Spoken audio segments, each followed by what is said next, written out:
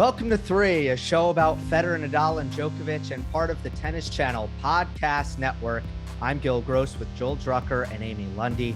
Novak Djokovic is your Wimbledon 2022 champion, his seventh title at the All England Club, his fourth in a row. He beats Nick Kyrgios in 4 sets.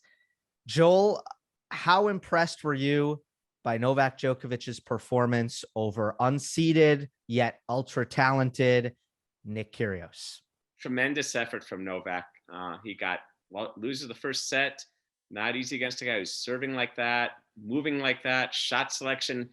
Probably felt like he had the racket being taken out of his hands. But then Novak did, as he done in so many of these other matches, whether it was Norrie or Sinner, he kind of eventually took the measure and found his moments when he could kind of get in there and hang in there and sustain. It was very impressive effort and very impressive tiebreaker, though.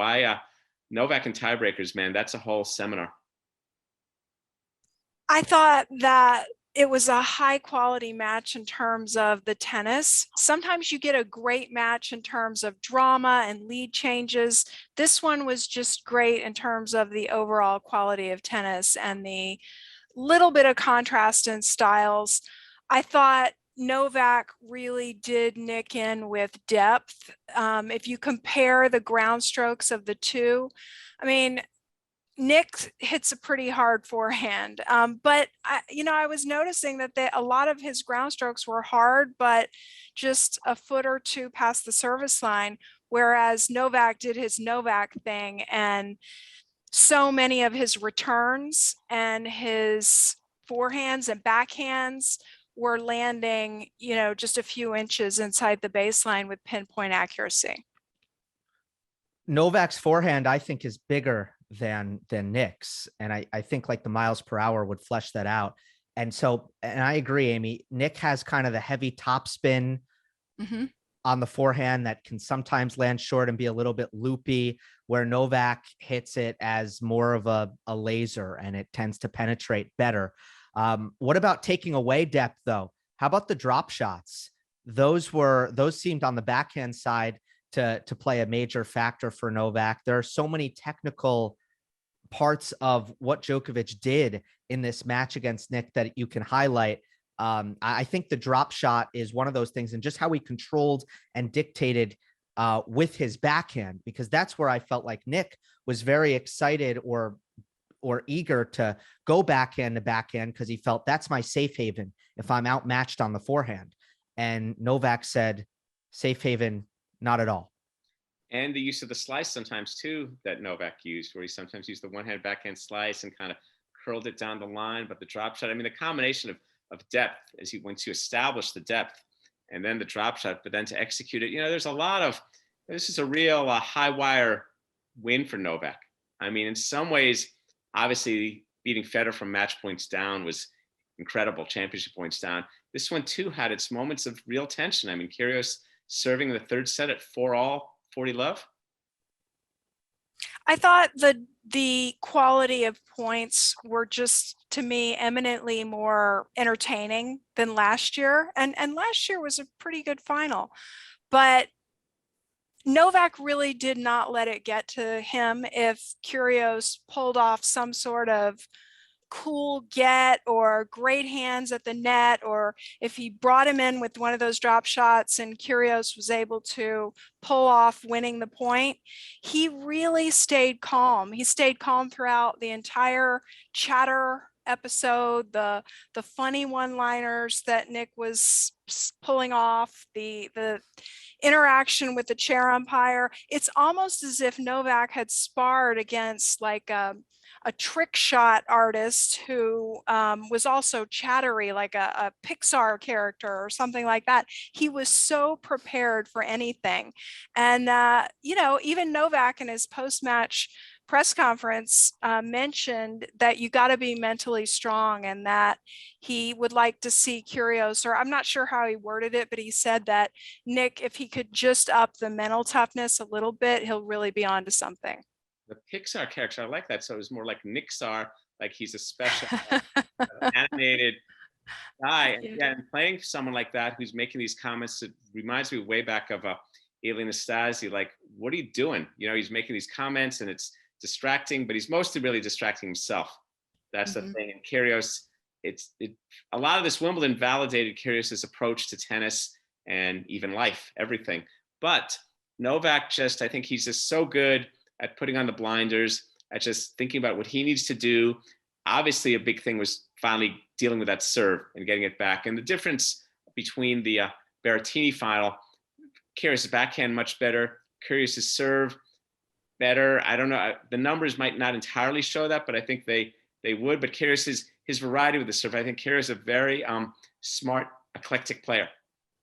Pick different shots, different choices. So that put Novak constantly off balance throughout the whole match.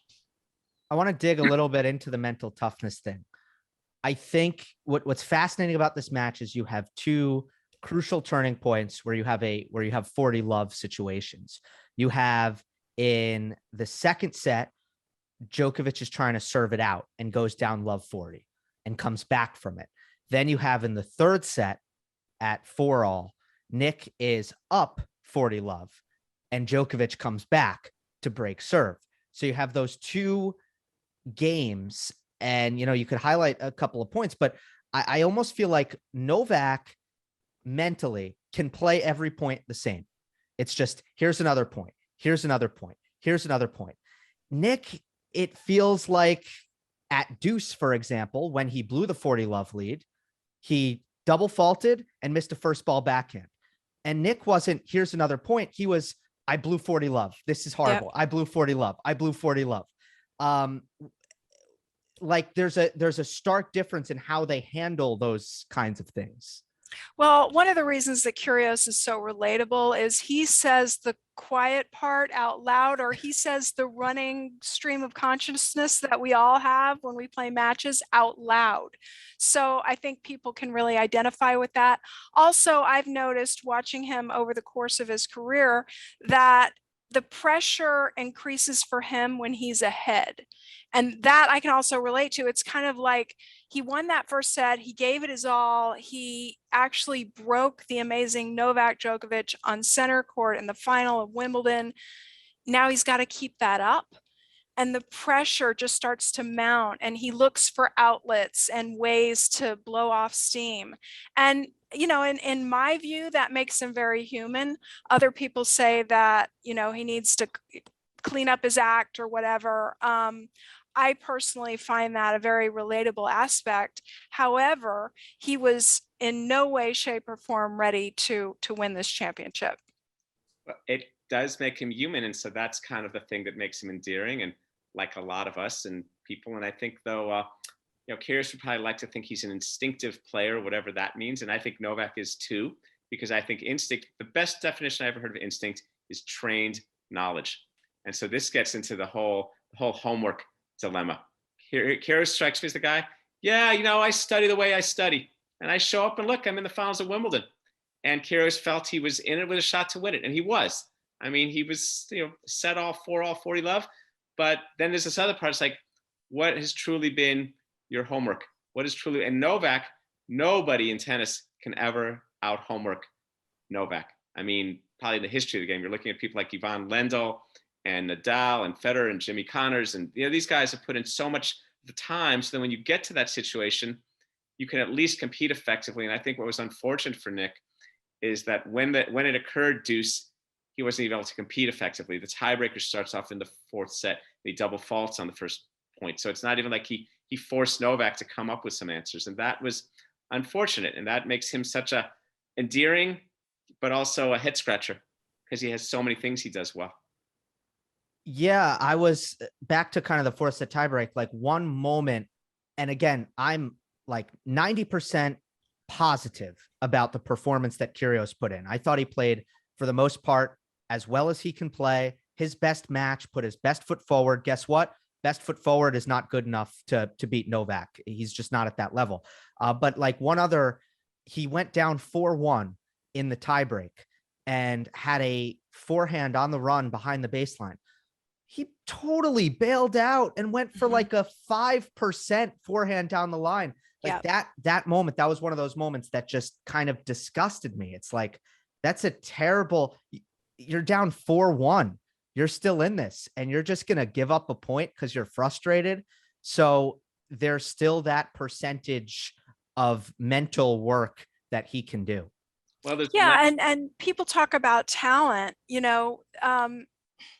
a lot of these aspects, sort of the trigger happy or ADD type deal where you try to bail out too quickly or go for something, that can be worked on through meditation, because in meditation, you train yourself to gently pull yourself back to center and do so without judgment, time and time and time again. And it's like a muscle that you practice and you hone. And that's the type of mental acuity that you need after a bad point or whatever, a bad shot, whatever, to bring yourself back to the center and neutral.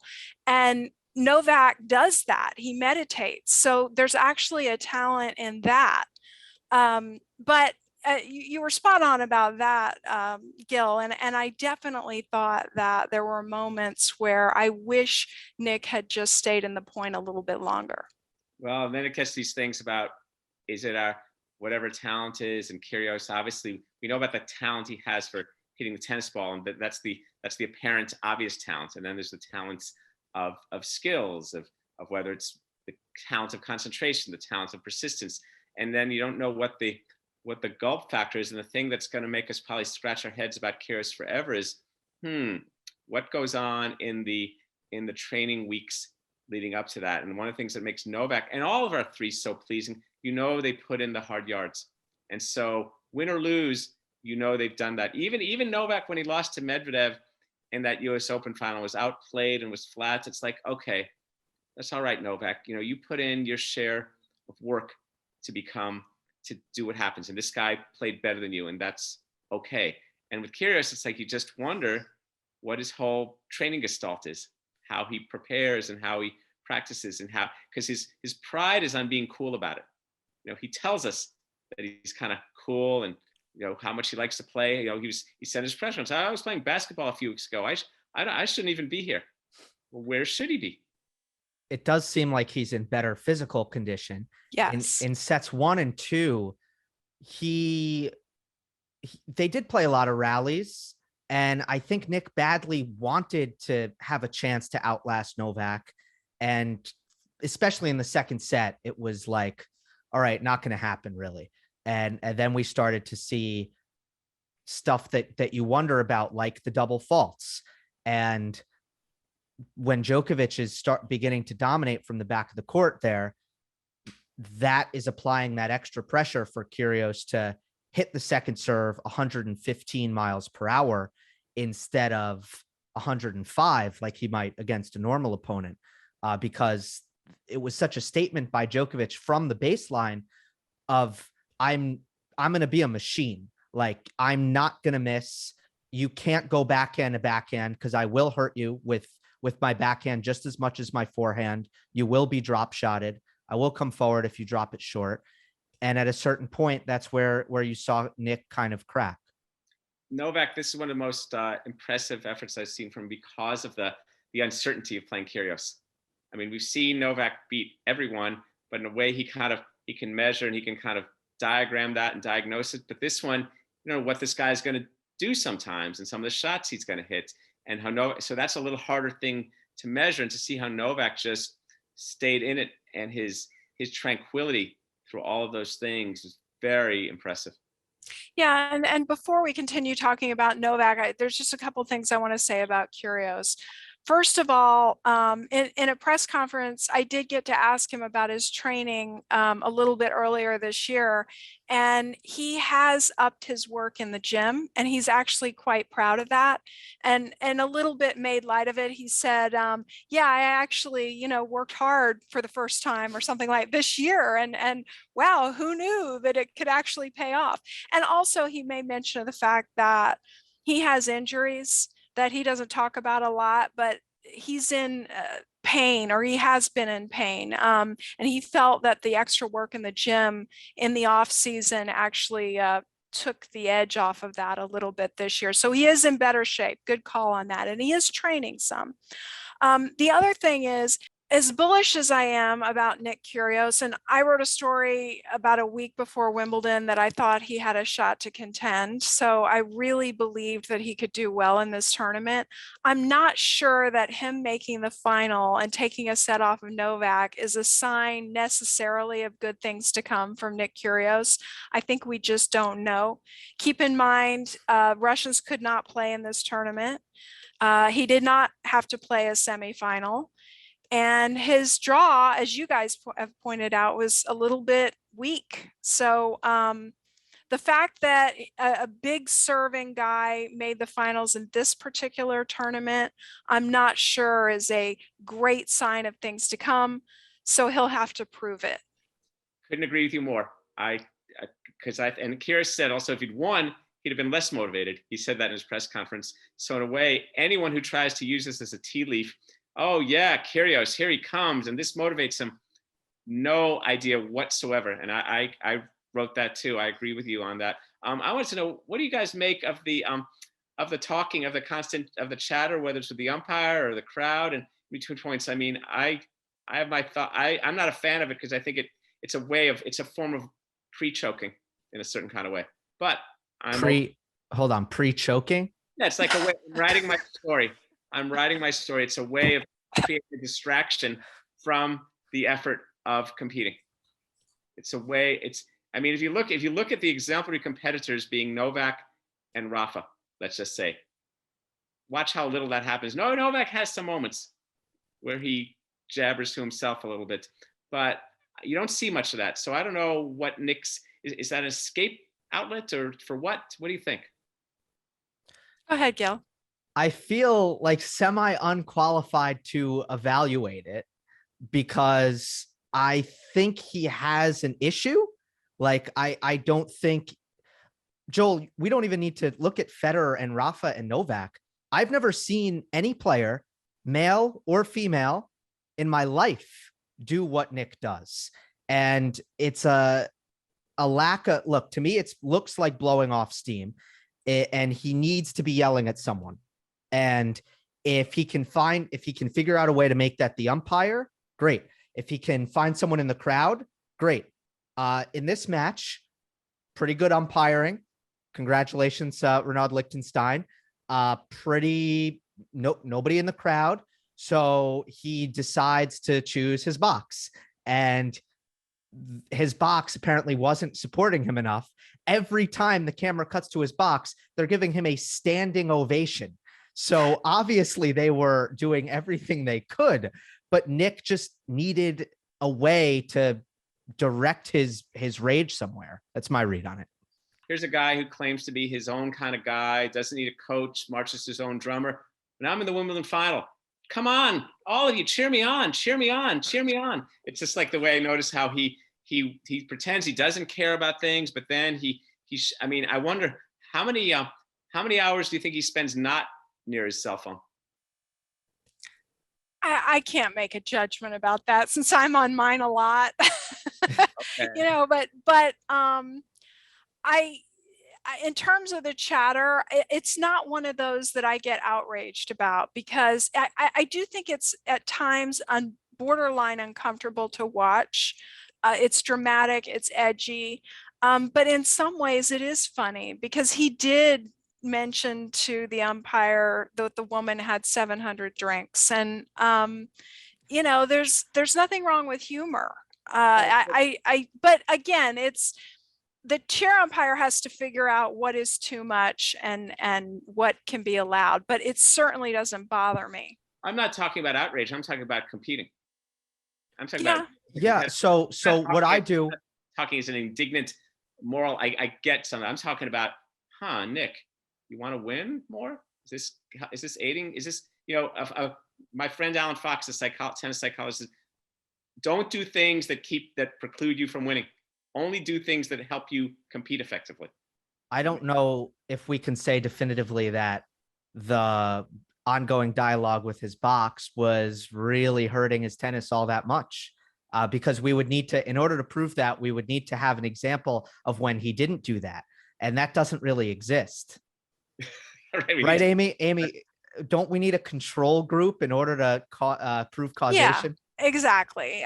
We don't know. Okay. We're kind of dime store psychiatrist speculation here, but he did make the finals of Wimbledon this year. He got through the tournament.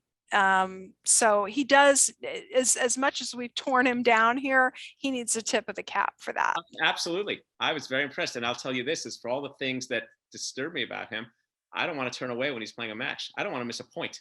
And that's pretty rare for anyone in the history of tennis. I don't want to miss a point because of what the rally will be. And it's going to have a lot of engagement to it. I'm with you. And yeah, I think we all agree it was a pretty good performance from him, all things considered. Let's go to the historical angle with Novak. 7th Wimbledon, Joel. That's as many as Pete.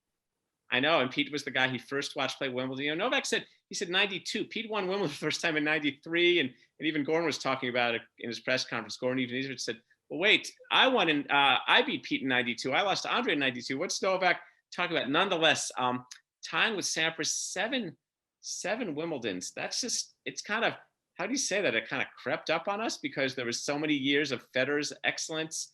And Novak, he won his first way back in 11, and now his 7th in 22. And it was a tremendous effort. 4th straight. I remember in 2018, that was the year Federer was the defending titleist, and he was the 10th anniversary of his great match with Nadal. So are they going to meet in the finals? And then here along came Novak, and he hasn't lost since 2017. It's very impressive. Epic with Nadal in 18 in the semis, masterclass in the final. Epic with Federer in 19 in the final.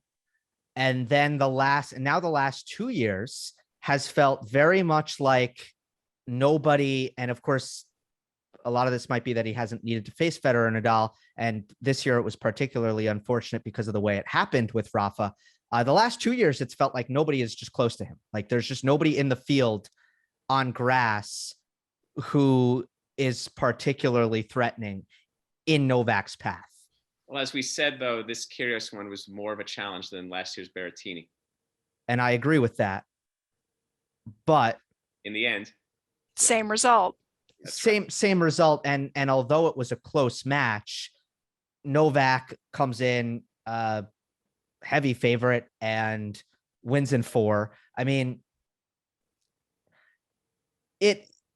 I don't know, like it doesn't feel like there's a real Nadal. I think would have been really interesting this year, but then after that, and Medvedev not being there, I think that mattered a lot also, because I'm intrigued by Daniil's long-term status on grass. But it feels like Novak has a mastery of this surface, from the return edge and the movement, and also the way his ground strokes work, because they are flat and deep and powerful, that it's he's very much the class of the field. And it's just been a very clean runs through Wimbledon the last 2 years. And no asterisks, by the way. No asterisks for Nadal winning the Australian Open. No asterisks here because there were not Russians in the field and Nadal had to pull out. Although I agree with you, a Rafa Novak final in this setting particular would have been very compelling, and I think probably a closer match. But Novak really deserved this. And there was, as we talked about, external factors which may have added pressure. And I just thought it was a bravura performance.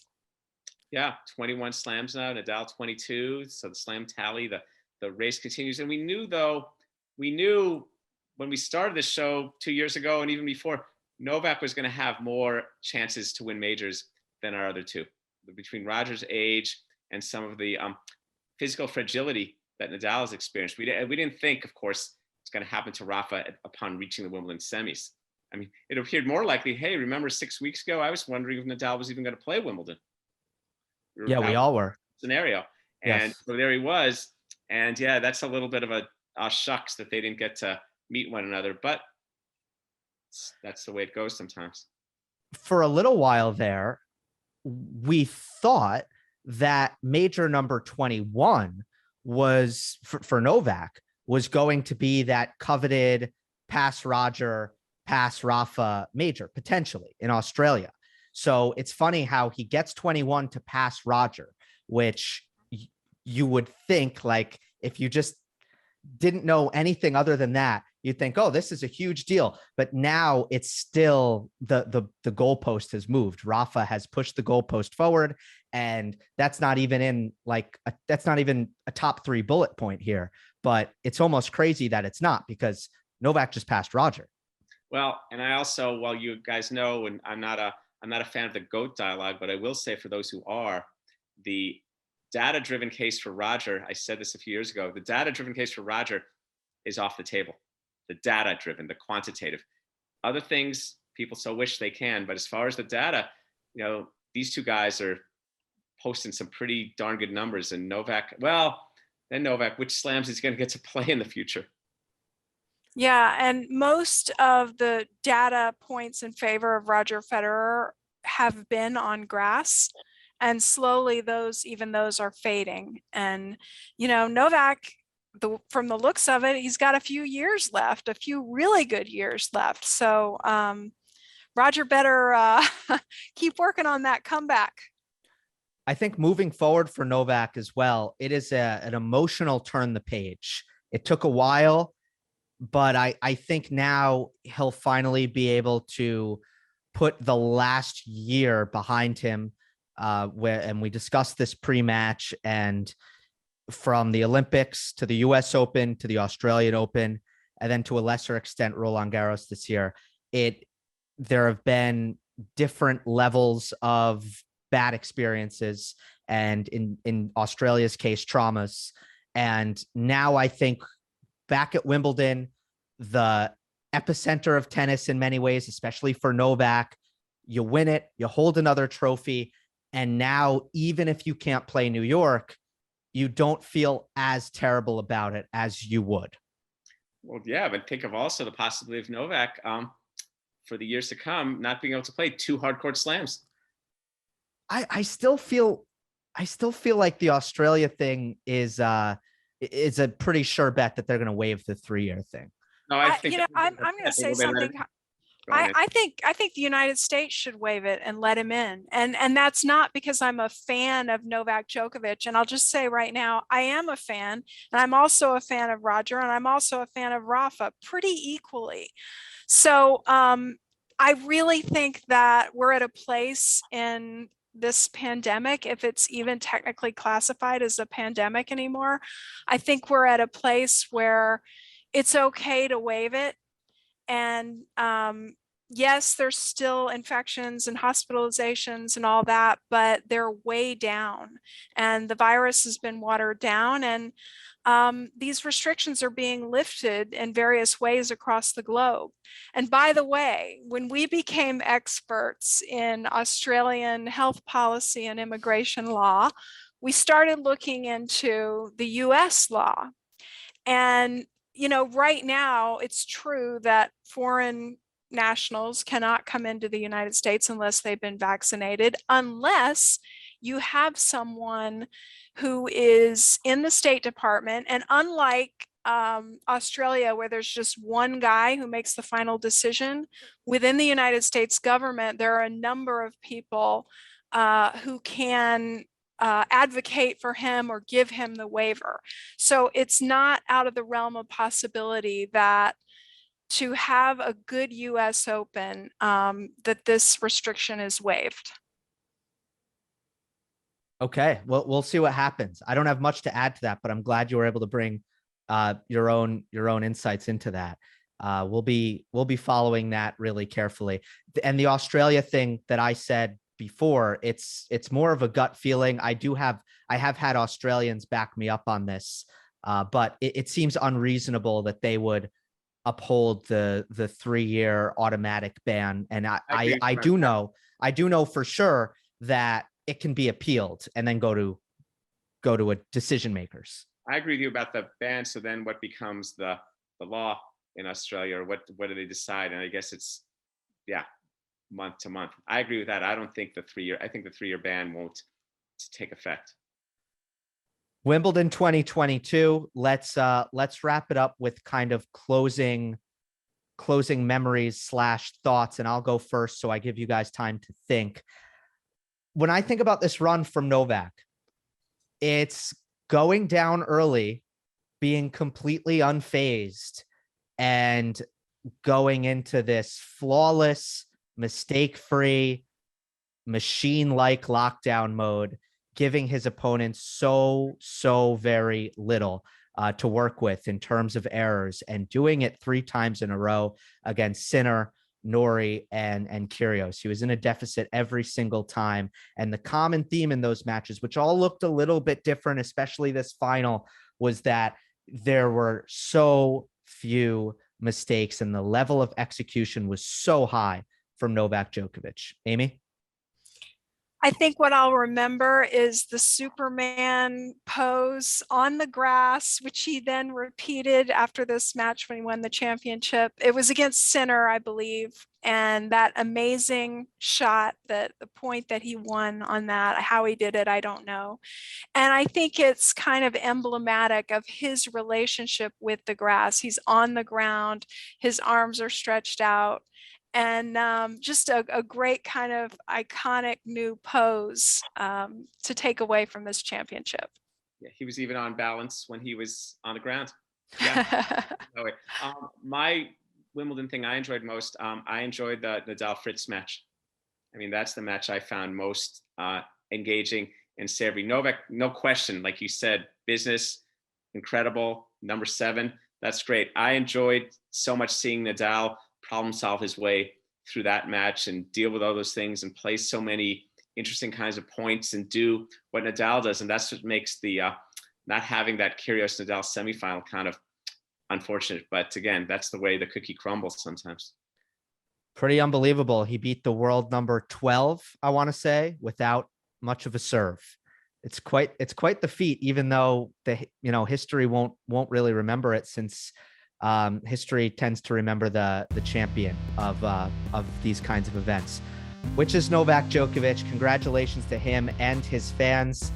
Can't wait to hit the hard courts for the North American hard court swing, and we'll have coverage here on 3. That'll do it for this episode.